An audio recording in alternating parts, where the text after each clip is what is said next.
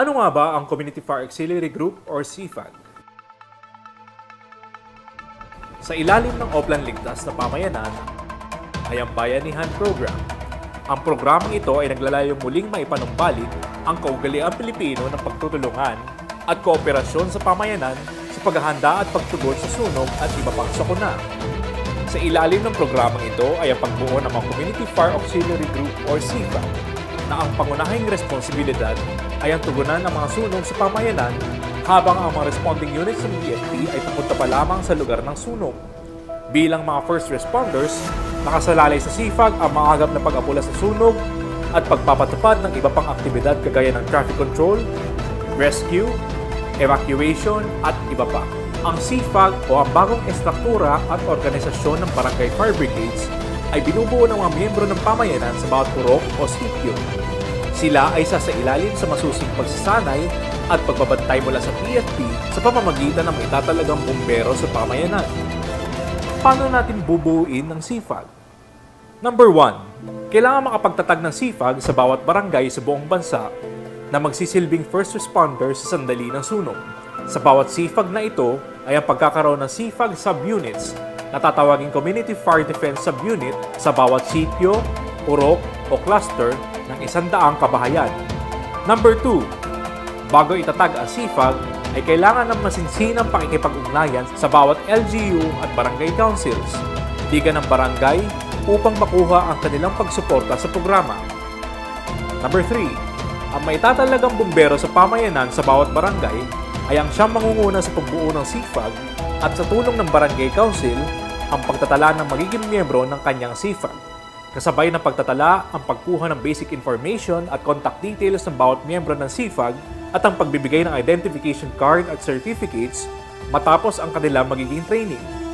Number 4.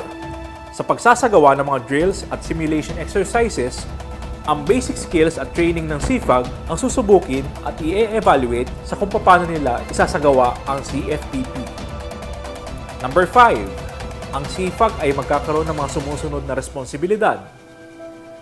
Tulungan ng BFP sa mga inspeksyon sa barangay, kagaya ng Household Fire Safety Survey at ang agarang pag-aalis ng mga fire hazards sa bawat komunidad, kagaya ng illegal electrical connections, street obstructions, flammable and easily ignitable piles of materials, at iba pa.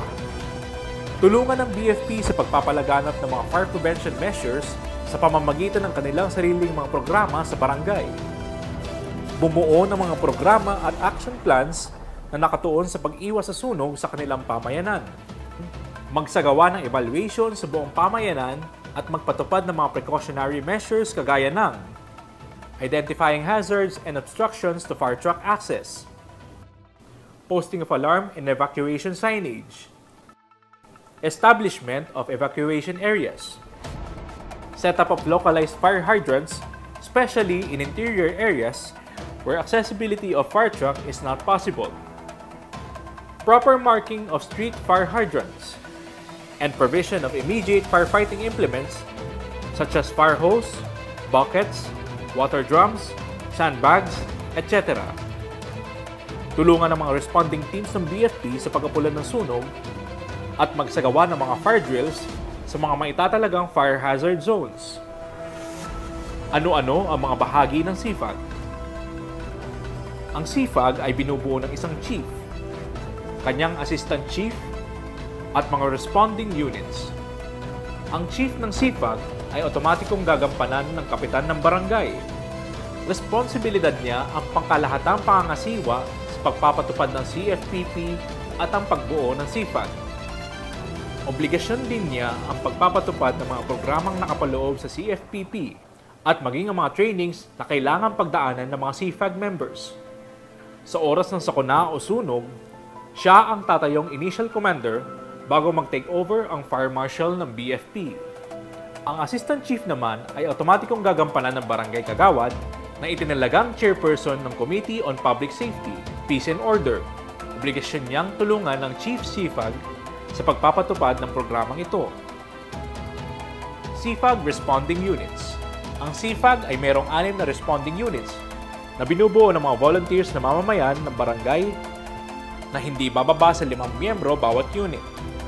Ang bawat unit na ito ay maaaring pamunuan ng iba pang barangay kagawad. Communication Unit. Responsibilidad ng unit na ito ang pagpapalaganap ng kaalaman sa bawat miyembro ng pamayanan ng mga impormasyong makakatulong sa pag-iwas at pagtugon sa sunog. Sa sandali ng sunog, obligasyon nilang agarang ipaalam sa bawat miyembro ng SIFAG at sa mga kinauukulan ang sunog. Kasama na rin dito ang pagbibigay ng sapat na impormasyon sa responding units gaya ng PFP o Fire Volunteers sa kung saan ang sunog na nagaganap at kung paano ito mararating na mabilis. Evacuation Unit. Responsibilidad ng unit na ito na i-guide ang mga residente ng apektadong lugar sa kung saan ang predetermined evacuation areas. Sila din ang mamamahala sa magiging daloy ng evacuation upang masiguradong maayos at hindi nagkakagulo. Responsibilidad din nilang tiyakin na all accounted for ang mga apektadong residente at agarang ipaalam sa Chief SIFAG at sa BFP kung merong mga nawawala o mga pinangangambahang naiwan sa mga nasusunog na kabahayan. Search and Rescue Unit. Responsibilidad ng unit na ito ang pag-evacuate sa mga tinatawag na Special Case Occupants o yung mga matatanda, bata, may kapansanan, buntis, at iba pang mga nahihirapang lumikas sa sarili nilang pamamaraan. Obligasyon din ng unit na ito ang pagsasagawa ng pagsisiyasat sa mga kabahayang pinangangambahang maaring madamay sa sunog at sila ay palikasin sa ligtas na lugar. Matapos sumailalim sa espesyal na pagsasanay mula sa BFP, maaring gampanan din ng mga miyembro ng unit na ito ang pag-rescue sa mga natrap na residente, subalit ito ay nasa ilalim ng pagbabantay at direksyon ng BFP. Medical First Aid Unit. Responsibilidad ng unit na ito ang maglapat ng paunang lunas sa mga residenteng nasaktan o nasugatan dala ng sunog. Bilang pagtupad sa panawagan ng Pangulong Rodrigo Roa Duterte na ipatupad sa buong bansa ang Rescue 911, ang pagkakaroon ng bawat barangay ng kanilang EMS unit ay malaki ang maitutulong sa pagtugon sa pangangailangan medikal ng kanilang mga nasasakupan. Security and Traffic Unit. Responsibilidad ng unit na ito ang i-secure at i-cordon ang lugar ng sunog upang maiwasan ang iba pang aksidenteng maaaring mangyari. Sa pagkakaroon ng isang grupo na magbabantay sa pinangyayarihan ng sunog, may iwasan ang mga pagnanakaw, mga taong nagtatangkang pumasok sa mapanganib na lugar ng sunog, at higit sa lahat, masisigurado ang seguridad at kaligtasan ng mga umaapula sa sunog. Sa pakikipagtulungan sa kapulisan, tungkulin ng unit na ito na panatilihing matiwasay ang pagkapula sa sunog ng mga responding units. Community Fire Defense Unit, CFDU, at sub-units.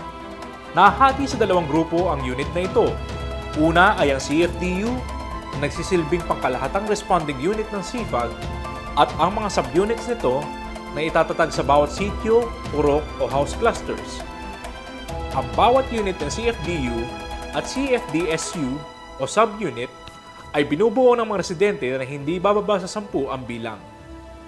Para masigurado ang malawak na coverage, kapag masyadong malawak ang isang sitio o purok, ay hahatiin pa ito sa cluster na binubuo ng 100 kabahayan at sa bawat cluster na ito ay isang CFDSU ang itatatag. Pangunahing responsibilidad ng CFDU at CFDSU ang agarang apulahin ang mga sunog bago pa man ito lumaki at maging mapaminsala, at sa pagdating ng mga responding teams ng BFP ay maging assisting unit ng mga bombero sa ilalim ng pamamahala ng Fire Ground Commander. Bilang dagdag na gawain sa panahong walang sunog, ang mga miyembro ng CFDU at CFDSU ay ang mga magsisilbing miyembro ng Fire Safety Team. Sila ang magiging katuwang ng mga maitatalagang bombero sa pamayanan na magsasagawa ng household fire safety survey sa bawat kabahayan at makikipag-ugnayan sa mga residente na alisin ang anumang panganib o pwedeng maging sanhi ng sunog na may tatala sa survey. Sinasaklaw din ng SIFAG ang paggamit ng social media para maipalaganap ang mensahe ng kaligtasan sa sunog sa pamamagitan ng pagbuo ng mga bayani ng barangay Facebook page. Masiwaan ng BFP sa bawat syudad at munisipyo na kung saan maaaring i-post at iparating ng bawat mamamayan ang anumang paglabag sa fire code o mga pwedeng maging sanhi ng sunog na kanilang mapapansin. Paano sasanayin ng SIFAG? Bilang bahagi ng mutual responsibility ng barangay officials at ng BFP, Ang pagsasanay sa miyembro ng SIFAG ay obligasyon ng barangay at ng BFP. Ang barangay ay hinihikayat na mag-organisa ng trainings na nakatutok sa bawat unit ng SIFAG at ang BFP naman ay siyang magbibigay ng kaalaman. Hanggat maaari, ang training ay kailangang isagawa isang beses sa isang taon. Dagdag pa rito ang pagsasagawa ng drills at simulated exercises na isang magandang paraan upang mahasa ang mga miyembro ng SIFAG. Sa ganitong paraan, masisigurado ng bawat isa na magkakaroon ng sapat na training ang SIFAG. Bilang karagdagang aktibidad ang pagsasagawa ng Barangay Fire Olympics isang beses sa isang taon. Sa bawat syudad at munisipyo ay hinihikayat nang sa ganon ay masukat ang kakayahan ng bawat SIFAG sa bawat pamayanan. Ito ang Community Fire Auxiliary Group or SIFAG, ang makabagong lupon ng pamatay-sunog sa bawat barangay na nakahandang tumugon sa mga makabagong hamon ng makabagong panahon.